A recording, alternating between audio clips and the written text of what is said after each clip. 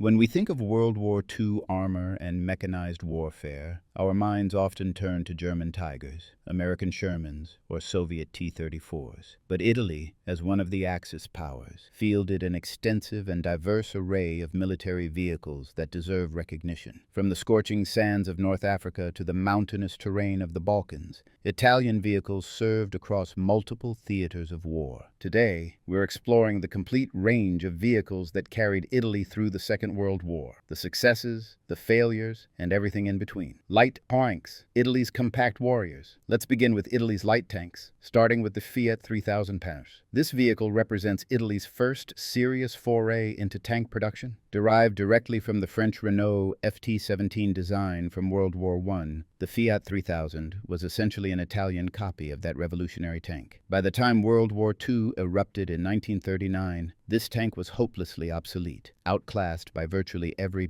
modern fighting vehicle. Yet remarkably, some Fiat 3000s remained in service for homeland defense duties well into 1940, a testament to Italy's limited industrial capacity and the desperate need to utilize every available resource. The WWII V-33 and CV-35, collectively known as the L3 series, became the most numerous Italian armored vehicles of the war. These tankettes, too small to be called proper tanks, were lightly armored and armed only with twin machine guns. Italian soldiers sardonically nicknamed them sardine cans due to their cramped interiors and paper-thin armor that offered minimal protection against anti-tank weapons. Despite their limitations, thousands were produced, and they saw service across every front where Italy fought. The L3 platform spawned several variants, including the L3 ELF flamethrower version. This modification added a fuel trailer and replaced one machine gun with a flamethrower, creating a terrifying close-quarters weapon. While vulnerable to enemy fire, these flamethrower tankettes proved effective in specific situations, particularly when clearing fortified positions and bunkers during operations in Ethiopia and later in the Balkans. Another desperate modification was the L3-35,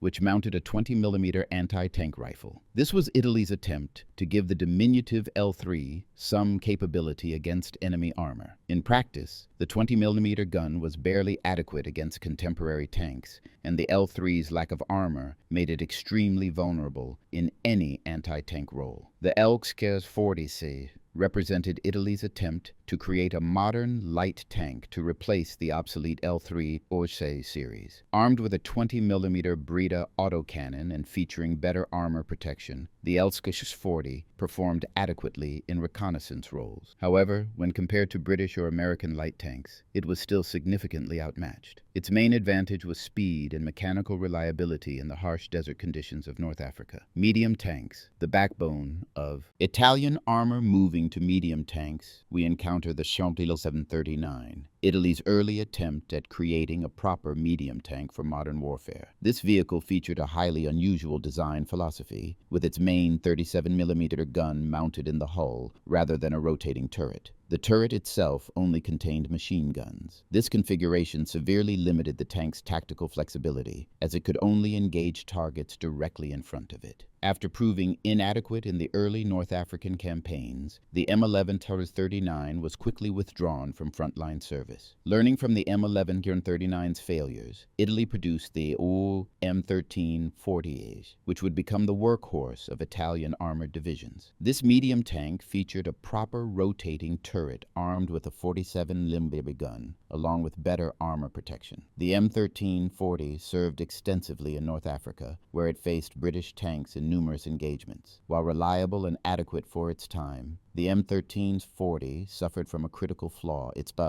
armor was riveted rather than welded. When hit by high explosive shells, these rivets would often break loose and become deadly projectiles inside the crew compartment, causing horrific casualties. The M1441 was an incremental improvement over the M1340, featuring a slightly more powerful engine and minor armor improvements. It saw extensive combat throughout the Western Desert Campaign until the final Axis defeat in Tunisia.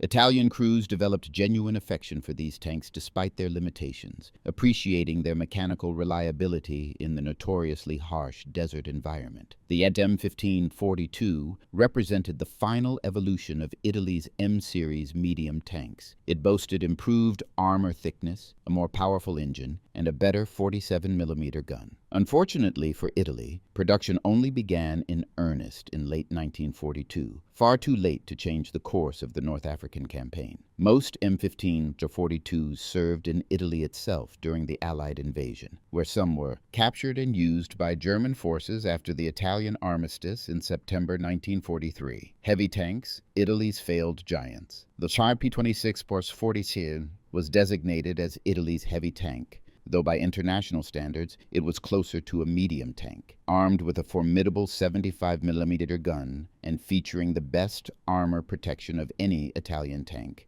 the P-2640 arrived far too late to make any impact. Production didn't begin until 1943, and after Italy's surrender, most were seized by German forces and pressed into service as the Panzerkampfwagen P-40. In German hands, these tanks saw limited service, primarily against partisan forces in Italy. Self-propelled artillery, Italy's innovation. Italy demonstrated considerable innovation in the field of self-propelled guns. The Semovente da 4732 was a small assault gun mounting a 47mm gun on the L640 light tank chassis. It provided mobile anti-tank and infantry support capabilities, filling a crucial gap in Italian armored doctrine. The Semovente da 75 is often considered the best armored fighting vehicle Italy produced during the entire war. Mounting a short-barreled 75mm howitzer on an M-series tank chassis, this assault gun featured a low profile that made it difficult to spot and target. Its powerful gun could destroy enemy fortifications and provide devastating fire support to infantry. Italian crews highly praised this vehicle, and it earned respect from Allied tankers who faced it. The Semovente da 75-34 took the concept further by mounting a longer 75mm anti-tank gun, giving it the capability to engage enemy tanks at extended ranges. This version proved significantly more effective in the anti-tank role than its predecessor,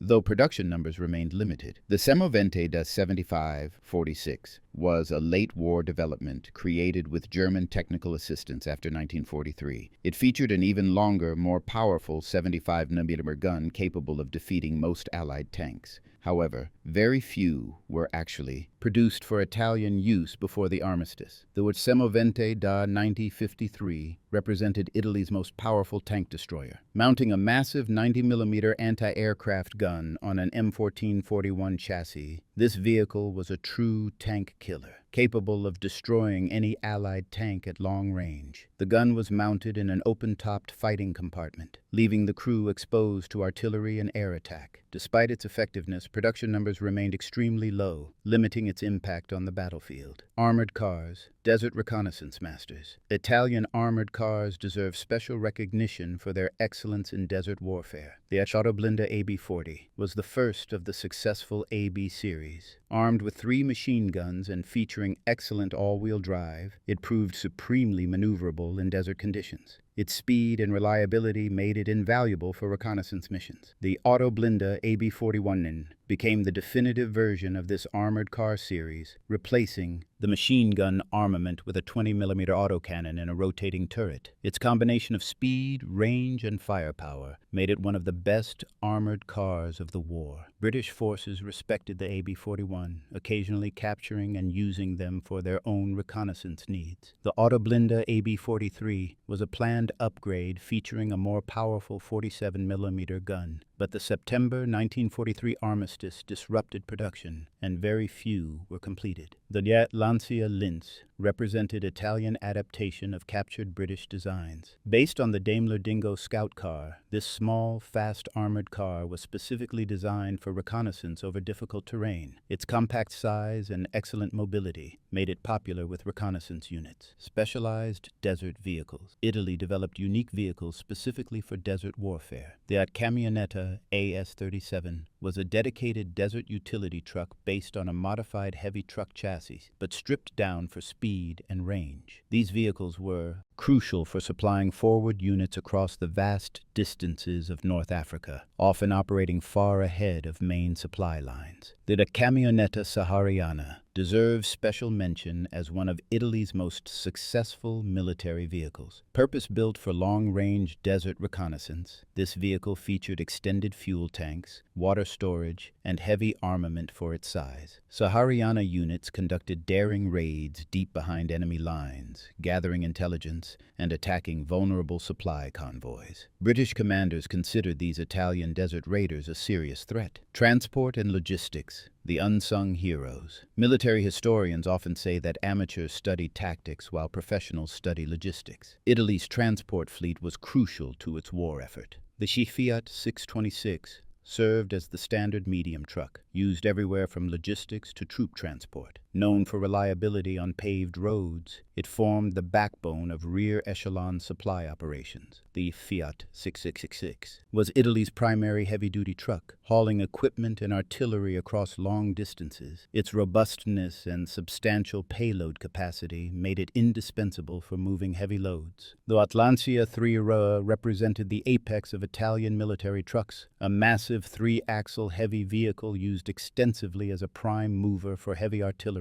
Its chassis also frequently served as the mounting platform for anti-aircraft guns, demonstrating Italian resourcefulness in creating multi-purpose vehicles. The Vespa Davanti series deserves special recognition. Davanti means everywhere in Italian, and these trucks lived up to their name. Featuring all-wheel drive and exceptional off-road capability, Davanti trucks were specifically designed to handle North Africa's desert sands and poor infrastructure. The Davanti 35, 41, and 43 models progressively improved on this successful design, providing Italian forces with reliable all-terrain transport throughout the war. Motorcycles. Swift messengers. Military motorcycles played a crucial role in battlefield communications. The Moto Guzzi Alce, Moose in Italian, was the standard military motorcycle, famed for its toughness and ease of maintenance. Dispatch riders relied on these machines to carry messages across sprawling battlefronts. The Moto Guzzi Trialci was a three-wheeled derivative used as a miniature cargo truck for moving equipment in confined areas. The Benelli M36 and Gilera Marte provided alternatives, with the latter particularly favored for its excellent power-to-weight ratio. Improvised fighting vehicles. Resource scarcity forced Italy to improvise by mounting heavy weapons on truck chassis.